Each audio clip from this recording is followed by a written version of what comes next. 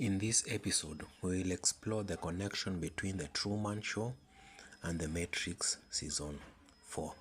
I mean, the Matrix movie 4.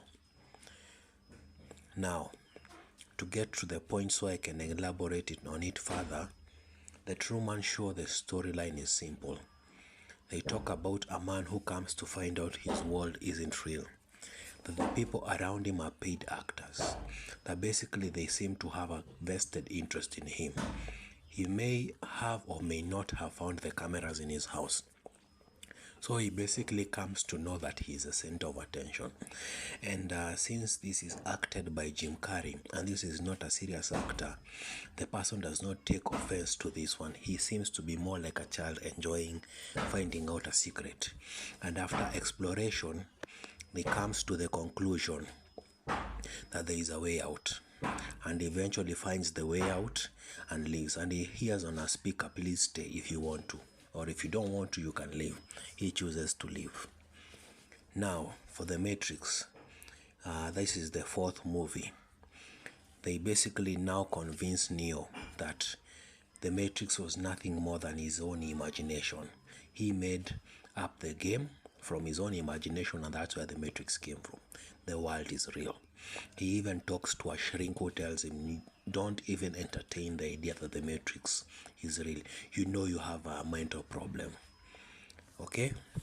So with that, he is basically afraid of entertaining the idea the Matrix is real. But eventually, after some nudging from people who are trying to nudge him out of the Matrix, he comes to believe this is true and leaves the Matrix. Now when he leaves the Matrix, he becomes someone with power and basically comes back. The way that I view it is, he now has the power to manipulate the Matrix. And now since his power has been divided by two. When at first he was Neo, the one from movie 1 to 3. There was the architect, the one who created the Matrix. He was the one who was all powerful. But when they tell you you made the Matrix as a game, they are telling you you are the new architect. Or basically you talk to the architect and advise him on how the rules of the Matrix go, how the rule of this game goes. Because when I'm talking about the Matrix, I'm talking about how this game is played. Now with that, you have an way out and basically another way in. Now these are two doors.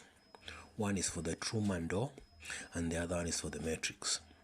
When you leave the Truman door, people applaud you and they basically tell you you can make it on your own. Leave, it's cool.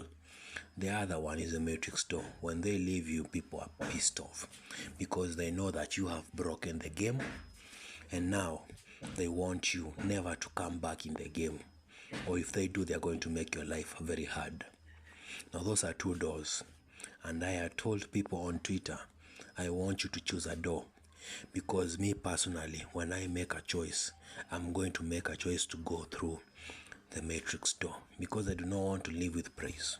I want to explore this farthest. So if you're not willing to recognize who I am, I will wreck the game. So be it whatever happens. And this is what basically I'm doing, exposing the game for what it is. Now, with that in mind, think about why would someone make the Truman Show. I have an answer for it, and this is what basically I told people of why someone who lives through the Truman door, they'll be looking also for the one. This is what happens. My story says this. Once upon a time, there was a boy with a very active imagination. And his active imagination usually got the better of him, till he could not tell the difference between reality and not. They went to the doctors and they basically told him this situation is not like schizophrenia or any other thing. He does not hear voices in his head. He does not see things which are not there. He starts connecting the dots. He starts to say that basically gums can be this. They say like chewing gums can be poisonous. And now basically he starts to imagine a world where people who are giving him chewing gums want to kill him. He entertained the idea at the start because he saw an orange chewing gum and he wondered why wouldn't someone make an orange chewing gum, because oranges are only orange, the big oranges we eat. Then he said that one must be poisonous because it's a small orange. Then he entertained that idea for a moment. Then basically he started to say, why Why would someone make a small orange? Then he comes up with this idea, and so on and so on. As the ball rolls down the hill, as the idea rolls down the hill, it gains momentum, and it gains speed, it gains energy, and basically this idea becomes harder and harder to stop. So basically they had to hire someone, not a nanny, but a professional shrink, who would basically be the child's nanny, who would basically listen to the stories the child is making and prune it. Basically, he would be pruning the tree, making sure he is not removing. He was told by the father not to not remove all of his imagination, because he will not enjoy it and he will rebel. Remove some of it, make it manageable. So he became a person who was pruning the garden, and he did it well enough. But eventually they came to realize that basically this is a never-ending battle, and eventually this kid will need someone always to do this, to prune his tree. And his father did not like this idea, so they talked. And after talking, they came up with an idea, a crazy idea. We'll take this child, we'll have him believe a couple of things. First of all, we are not his family, we are someone else. And they use psychedelics and other drugs to make him believe this. And once he believed this, and he hypnotized him, he believed someone else was his family. And basically now he was told, this whole ability of yours to imagine wasn't real. You are just a normal kid. And this skill could not be suppressed. So what happened is it would express itself in different ways. And basically think of it more like nervous tics and so on. So often this psychiatrist would come to him while he was sleeping, put him under hypnosis, because they fed him gas, a gas that made him very suggestible. Then he would ask him, what are your walls? What is your world made up of? Then he sees what the world is made up of. Then when he wakes up, the people outside react to this world. So he gets more data. Like for example, he sees someone eating a chewing gum and saying it's the sweetest thing ever. And then basically another person coming up with a chewing gum and then licking it and says, they all look white inside. How can someone be black?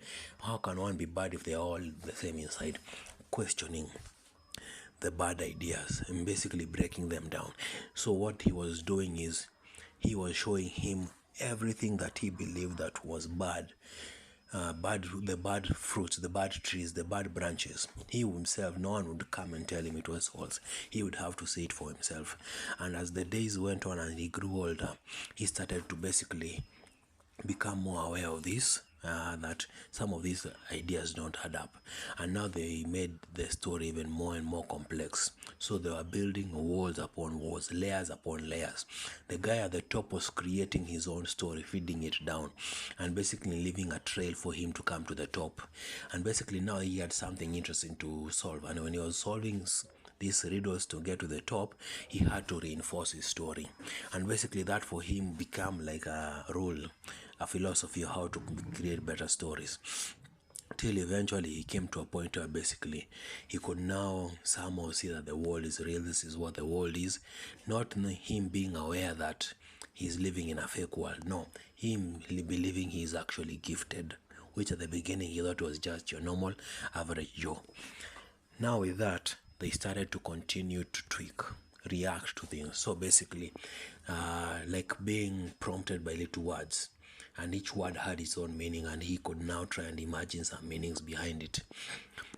They eventually did this till they in their own mind comfortable believing that he would not need any further assistance to be controlled. He can do it on his own. So they decided the child is ready to get out. But they didn't want to come into his world and welcome him. They said he'll have to come out. Whether he wants to meet us or not, that's fine.